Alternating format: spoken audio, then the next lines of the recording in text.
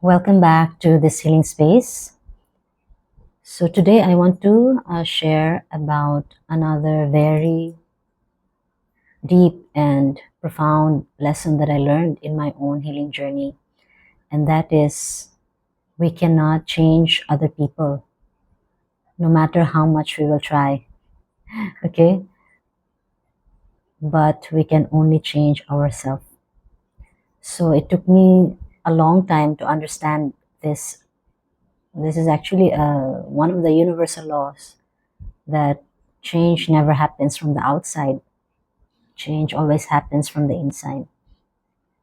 However, since all of us, when we were growing up, as what we have seen in our family, in society in general, that, when there's a problem, we always thought, and it was subconsciously taught to us that the problem lies outside of us. So if there's a problem, it's either the problem is the other person or the problem is, because of other reasons, circumstances that is not your fault. So I'm not saying that whenever we have a problem, it is our fault.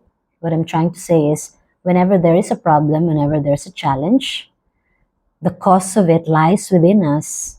And it is not about fault finding, but it is about finding the purpose. Okay, so every experience, every situation in our life is trying to show us something, okay, about ourselves. Now, in terms of other people, that is our relationships, right? And for all of us, relationship will always be a challenge because it is about emotions. And emotions for all of us when we were growing up, this is actually the part of us that was not fully developed, because when we develop as a person, we will develop at four levels. Okay, so we will develop physically, so our body will grow. Then supposed to be we will develop emotionally, mentally, and spiritually. However, when we were at the age of 0 to 7, during our formative years, that is actually the development of our emotional body. And then whatever we have experienced within that time period, it will impact our emotional body. And for most of us, or I think all of us, would have experienced something of, might be a trauma, might be, how do you call it? A situation, an experience that is very emotional, that will, really carry a very deep impact in our life. So these experiences as we're growing up will really shape up our emotional, we actually call this an emotional body, or our feeling body. And when we did not receive, the kind of love or the kind of security and safety that we were expecting to receive, then what we actually do is we will suppress our emotional body until we actually become a bit numb. For most of us, we actually don't know how to feel emotions, or we don't know how do you call that? Process emotions. So most especially when negative emotions comes. So what we were subconsciously taught is if there's fear, if there's anger, if there's any other, if there's a negative emotion, we just have to suppress it and act as if we are okay. And so that emotional body, that emotional level of ourself really never formed, really never matured. And then when we go into our older years, means we go to teenage years and then our young adult years, that is when we really form relationships, right?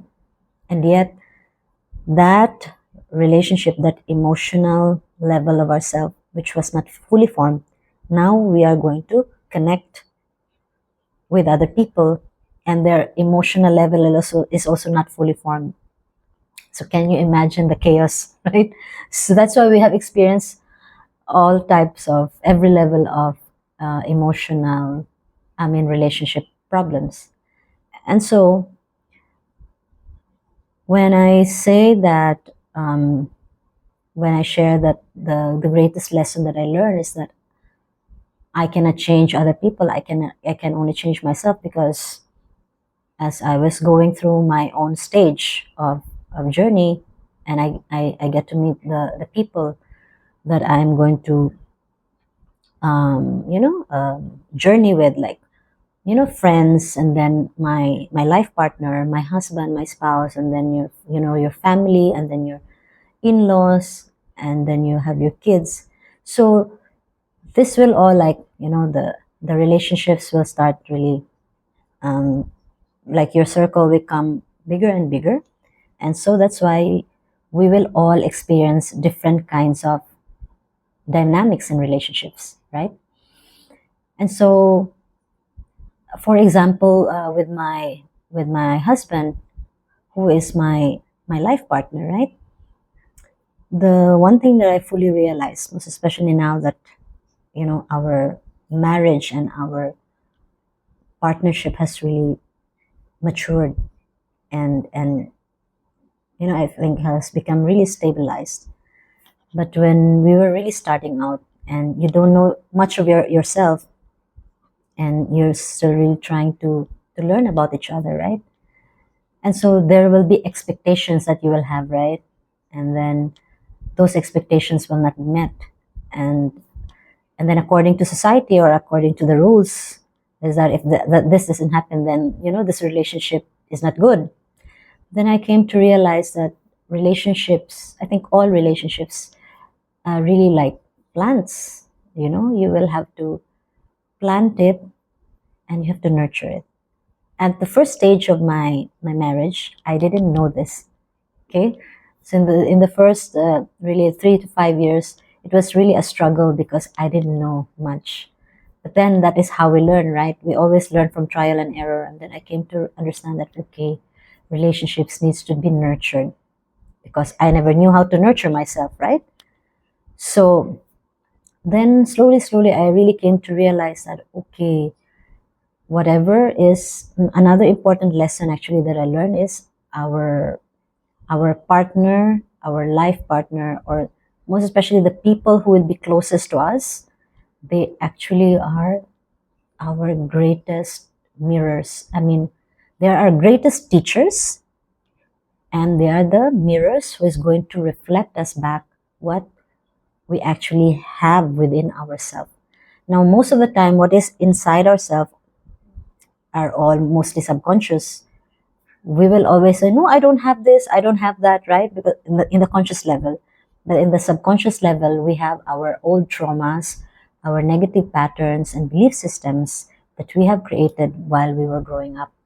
For me, one of the negative belief system or negative pattern that I really created while I was growing up is that I am not good enough.